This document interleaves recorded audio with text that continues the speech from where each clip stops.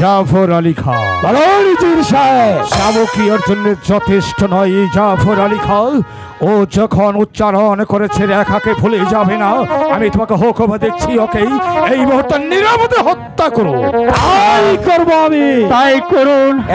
এইভাবে আমাকে চাবুকের পর চাবুক না মেরে আমি তাই তো স্থির করেছি, আপনি আমাকে হত্যা করুন, হত্যা করুন। তাই করবো আমি তোকে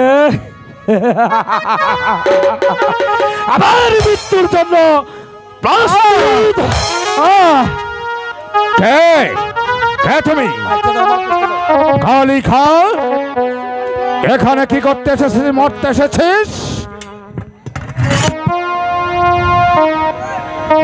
এসেছি কাজলকে বাঁচাতে। জানিস তুই কোথায় প্রবেশ করেছিস? হ্যাঁ আমি জানি, সিংহের গুহায় প্রবেশ করেছি। তাহলে তো যদি তোমার ক্ষমতা থাকে এই কালী খাকে তুমি পরাজিত করতে। এখনো বলছি, জানের মায়া যদি থাকে তাহলে তুমি এই স্থান ত্যাগ করো। দস্যু কালিকা বলতে জানে না, দস্যু